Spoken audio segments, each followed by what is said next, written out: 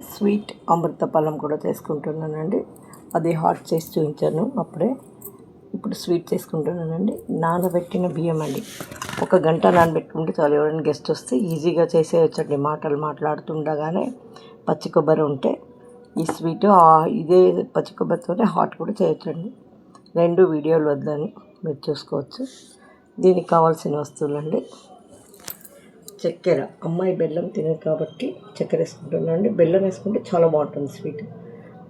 చక్కెర, పచ్చి కొబ్బరి, కాజు, యాలకుల పొడి అండి. ఈ బాక్స్లో ఉంది, వేస్తాను. చూడండి, కాజు, కొబ్బరి, చక్కెర వేసుకున్నాను.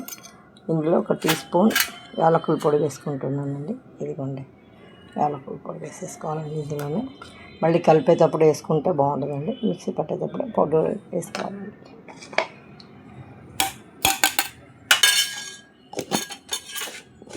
దీన్ని మిక్సీ పట్టి మళ్ళీ కడాయిలో వేసుకొని ఇలా పట్టుకున్నాం కదండి. దీనికి 2 గ్లాసులు నీళ్ళు పడతాయండి. నేను మళ్ళీ కడాయిలో వేసినప్పుడు మీకు చూపిస్తాను. ఈ స్వీట్ అంటే వెరీ వెరీ ఇంపార్టెంట్. ఒకసారి చేసుకొని చూడండి. పిల్లలకి నచ్చితే కూడా చేసి ఇవ్వచ్చు. స్కూల్ నుంచి వచ్చినాక ఏదో అడుగుతుంటారు పిల్లలు. దేవుడికి కొట్టిన కాయ ఉన్నప్పుడు ఇలా చేసుకోవచ్చండి. చాలా బాగుంటుంది. ఇదిగా చూడండి, పొయ్యి మీద కడాయి పెట్టుకున్నాను. కొద్దిగా నీళ్ళు వేసేసుకోవాలండి.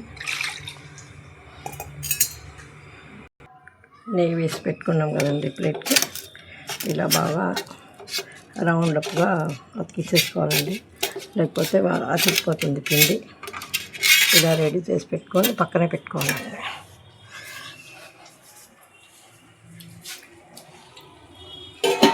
పిండి గట్టిగా అయిపోతుందండి. చేయి వదిలితే మాడుతుంది. చూడండి, అప్పుడే గట్టిగా అయిపోయింది.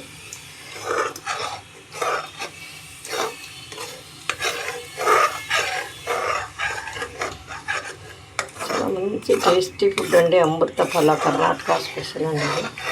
చేసుకున్నాం మేమైతే. మా అత్తగారి ఇంట్లో పోయినప్పుడు చాలాసార్లు అంటే ఇంతనే లెక్కలేదండి. ఎప్పుడు పచ్చి కొబ్బరి వస్తే ఇదే చేసుకునేవాళ్ళు. ఫ్రిడ్జ్లో పెట్టుకుంటున్నా కానీ చాలా బాగుంటుందండి.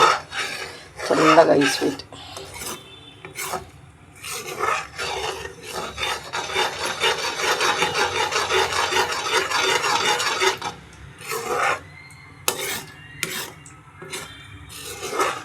ఒకసారి మీరు కూడా ట్రై చేయండి.